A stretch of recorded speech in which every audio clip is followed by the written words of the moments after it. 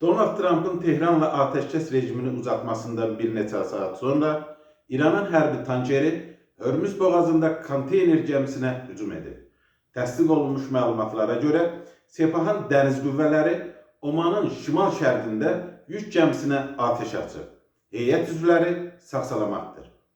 Bu olay onu göstərir ki, ABŞ prezidenti Donald Trump'ın dünən son anda bir tərəfli bəyanat verərək İranla uzatdığı ateşkəs hər an qırıla və müharibə yenidən alovlana bilər. Bu ehtimal İranda da ciddi şəkildə nəzərdən keçirilir. Tehran, Trump'ın yeni bir eskalasiya üçün məqam gözlədiyini düşünür. Aznews az xəbər verir ki, İranı müzakirələrdə təmsil edən Məhəmməd Baqir Qalibafın müşaviri Mehdi Məhəmmədi xəbərdarlıq edib ki, Trump'ın ateşkəs müddətini uzatması sadəcə vaxt qazanmaq üçün bir hilədir. Bu arada İran komandanları Donald Trump'ın təkrarlanan təhdidləri fonunda bir sıra hədəflərə dərhal və güclü hücum edəcəyini açıqlayıb. Bildirilib ki, İrana hücum ehtimalına qarşı ordu 100% hazırlıq vəziyyətindədir və əlləri tətikdədir.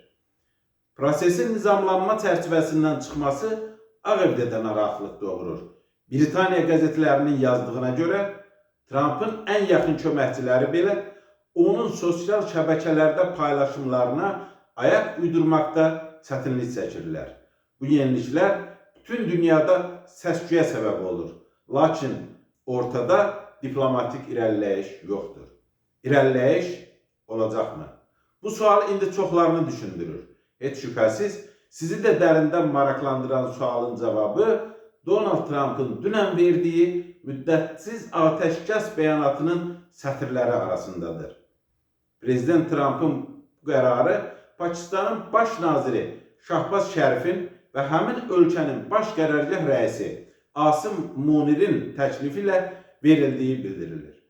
Trump'ın sözlərinə görə danışıqların davamı və Ağ Evin irəli sürdüyü şərtlərin qəbulu ilə bağlı Tehranda vahid mövqe yoxdur. İran rejimi parçalanıb və əgər onlar ortaq mövqeyə gələ bilərlərsə, müzakirələr davam edəcək. Bu açıqlamada əsas diqqət çəkən məqam odur ki, Trump yeni qərarının məsuliyyətini həm də Pakistanın üzərinə qoyur və İslamabadın vasitəçiliyinin davam etməsinə yaşıl işıq yandırır. Bu mesaj Pakistan rəsmilərinin açıqlamalarında da yer alır. Çıxan nəticə 1.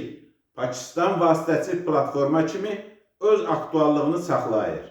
2. ABŞ və İran arasında danışıqlar həm ekspert qrupları səviyyəsində, həm də rəsmi xətlərlə İslamabad vasitəsilə davam etdirilir.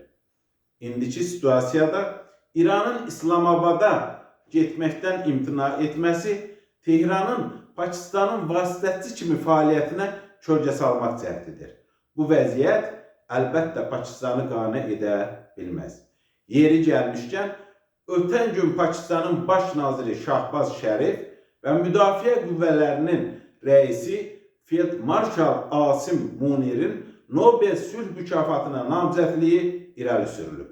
Belə bir qətnamə Pakistanda Pəncab Əyalət Məclisində qəbul edib.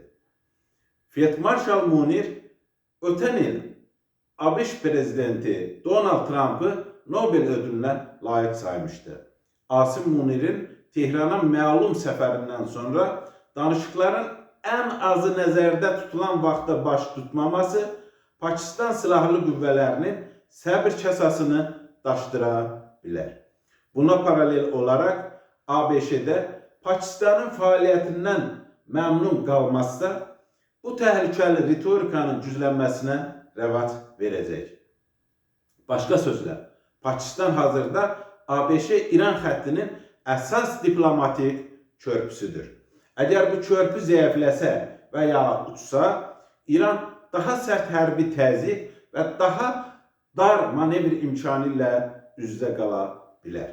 Proseslərin iki mühüm senaryosu üzrə təhlil aparar.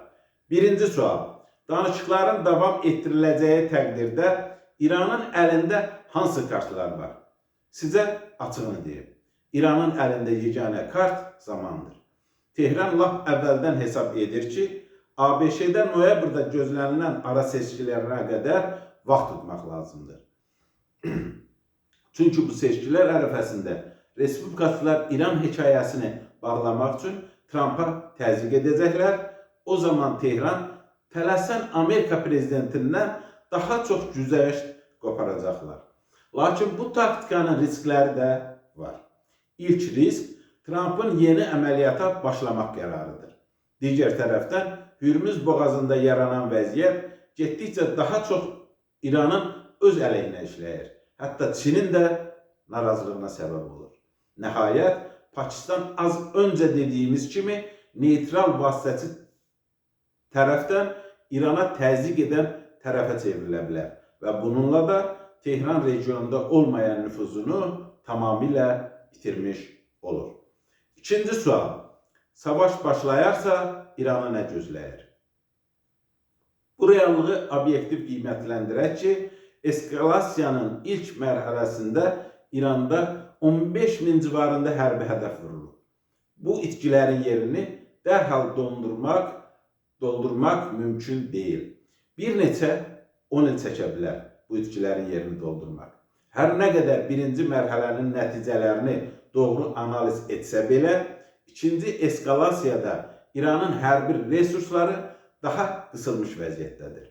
ABŞ isə bölgəyə yeni qüvvə gətirib, arsenalını gücləndirib və yeni hədəflər müəyyən edib.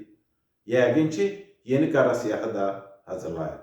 Odur ki, növbəti zərbələrin endirilməsi İran üçün daha betər fəlakət senarisidir. Əlbəttə, İran yenə İsrailə, bölgə ölkələrinə raket atacaq. Bu, Tehran rejiminin əlində qalan yeganə ən təsirli hərbi təzyiq vasitəsidir. Nəticədə yenə çarşı qarışacaq. Neftin qiyməti qalxacaq. Amma bütün bunlar strateji olaraq ABŞ üçün problem deyil. Problem odur ki, eskalasiya yenə də atəşkəslə nəticələnməlidir və yenə də danışıq masası qurulmalıdır və yenə də İran o masada vaxt tutmaq istəyəcək. Bu isə dediyimiz kimi Trumpa qətiyyən sərf etmir.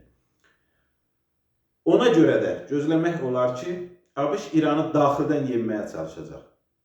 Bu məqsəd üçün ABŞ ya quru əməliyyatı keçirərək Körfəz bölgəsini İranın nəzarətindən çıxarmalıdır, ya da Tehranda hakimiyyətə özünə münasib bir qüvvə gətirməlidir.